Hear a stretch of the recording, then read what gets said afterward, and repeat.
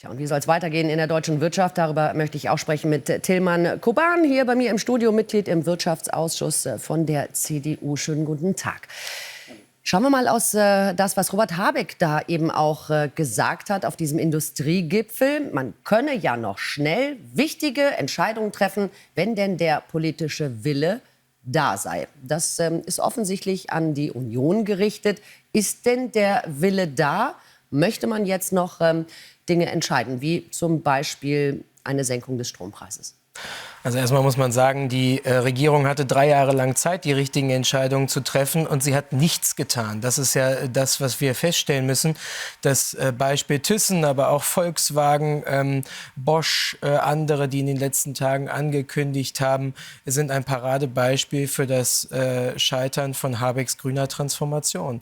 Und in der Tat ist es richtig, es braucht die Senkung von Energiepreisen, es braucht aber eben auch steuerlich bessere Rahmenbedingungen, und es braucht auch Bürokratieabbau. Dazu muss die Regierung dann auch bereit sein. Das heißt, Sie werden jetzt nicht mehr vor sozusagen den Wahlen in dieser Frage noch irgendetwas beschließen, sondern lieber erst mal abwarten? Wir sind immer offen für Gespräche. Wir haben uns als konstruktive Opposition auch in den letzten Jahren nie verwehrt. Denken Sie beispielsweise an das Sondervermögen für die Bundeswehr. Wir waren immer bereit für Gespräche, werden es auch in diesem Fall sein und werden die Gespräche nicht verweigern. Und wir machen jetzt auch keine Schnellschüsse. Das, was Robert Habeck vorschlägt, dass er die Mittel, die beispielsweise bei Intel zur Verfügung stehen, einfach so sagt, die könnten wir ja jetzt nutzen. Das wird uns ungefähr das nächste Jahr, vielleicht die nächsten 1,5 Jahre bei der Absenkung der Netzentgelte helfen. Aber wenn dann der nächste abrupte Förderstopp kommt, und das hat Habeck ja mehrfach gezeigt, schauen Sie sich an die Bauförderung, schauen Sie an die E-Auto-Förderung, immer abrupt gestoppt und damit für viel Verunsicherung gesorgt. Das werden wir nicht mitmachen. Dann braucht es auch eine langfristige Perspektive im Haushalt, damit die Unternehmen stabil und sicher planen können. Diese ganze Förderpolitik, muss man sagen, Subventionspolitik, Sie haben Intel jetzt auch angesprochen, das scheint ja alles wirklich kein großes Erfolgsmodell zu sein. Gilt das generell für dieses Modell, dass man sagen muss, da müssen wir einfach mal ein bisschen von wegkommen? Oder hat Robert Habeck, sagen wir mal, einfach mal ein Näschen für Verlierer? Ich halte dieses Habecksche Mikromanagement, alles bis ins tiefste Detail zu regeln, den Leuten in den Heizungskeller zu kommen, am Küchentisch den Leuten zu erzählen, wie es denn zu funktionieren, halt für absolut falsch. Und wir müssen diese Förderitis endlich mal beenden. Allein bei mir in Niedersachsen gibt es 2000 Förderprogramme. Wer steigt denn da überhaupt noch durch? Niemand steigt da durch. Und deswegen sage ich, wenn wir die Hälfte der Förderprogramme abschaffen und dafür die Steuern senken oder Sonderabschreibungen einführen, dann wäre allen mehr geholfen.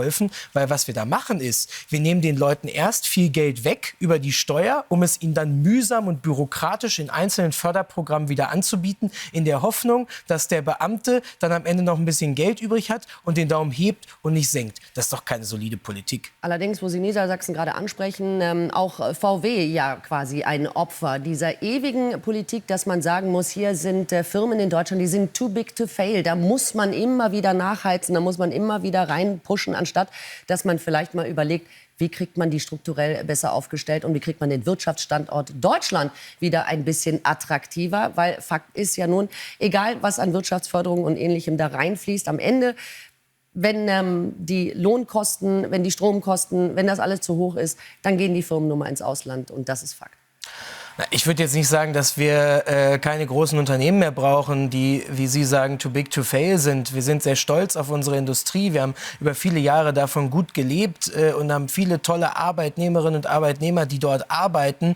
Aber natürlich ist es richtig, die Rahmenbedingungen stimmen nicht mehr. Wir haben falsche Zielvorgaben, die die Politik gemacht hat. Seien wir bei der Automobilindustrie, gucken wir uns die Flottenzielregulierung an. Was dort in Brüssel auf den Weg gebracht worden ist ein großer Fehler. Ehrlicherweise auch mit Unterstützung der deutschen Bundesregierung. Da muss nachgesteuert werden. Der Kanzler tut nichts, der Wirtschaftsminister tut nichts. Sie halten nur große Reden, aber führen keine Gespräche auf europäischer Ebene.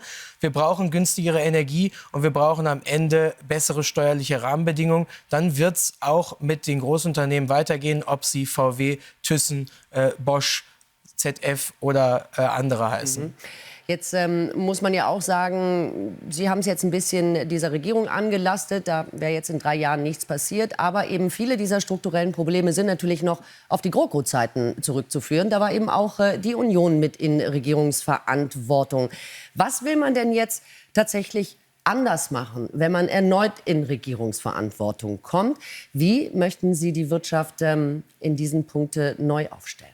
Wissen Sie, was der Kern des Unterschieds ist, glaube ich? Dass wir immer, wenn es Krisen gab, pragmatisch gehandelt haben und Entscheidungen getroffen haben, auch Dinge vielleicht mal zurückgenommen haben. Aber diese Regierung hat am Ende eben keine Lösungen produziert, sondern nur den nächsten Streit. Aber die ganze Subventionspolitik da aber ist die Union in der Vergangenheit auch mit gut gefahren. Aber schauen wir uns zum Beispiel das Thema Energiepreise an. Wenn wir uns das angucken, wie kann man in der größten Energiekrise des Landes 3 bzw. 6 Atomkraftwerke abschalten? Das ist doch nicht verantwortungsbewusst. Da muss man doch seine Ideologie mal zur Seite legen und am Ende richtige Entscheidungen für Deutschland treffen. Das hat man in dieser Bundesregierung nicht getan. Die Altkanzlerin sagt, das war richtig, das zu machen. Und man sollte da auch gar nicht mehr zurückgehen. Hat sie jetzt gerade noch mal zu ihren Memoiren in einem Interview gesagt. Wie bewerten Sie denn diese Aussagen? Ich schätze die Bundeskanzlerin. Ich glaube, dass sie ziemlich viel dafür gesorgt hat, dass Europa zusammengeblieben ist in dieser Zeit. Dass ich in Fragen der Energiepolitik oder in Fragen der Migrationspolitik meine, dass wir nicht so weit gekommen sind, wie wir es hätten kommen sollen, das ist aber auch Teil der Wahrheit. Aber auch zum Thema Schuldenbremse hat sie sich zum Beispiel geäußert. Finden Sie das hilfreich, dass sie jetzt überhaupt sich so im Wahlkampf mit, sagen wir mal, Äußerungen einbringt, die jetzt nicht gerade der aktuellen Unionslinie entsprechen? Naja, also ich finde es in Ordnung, wenn man sein Buch geschrieben hat, dann soll man es auch nach draußen präsentieren. Das sei ihr gegönnt. Sie hat auch viel für Deutschland geleistet, auch wenn ich vielleicht nicht in allen Fragen immer einer Meinung mit ihr war. Das ist doch ein versöhnlicher Abschluss. Dankeschön.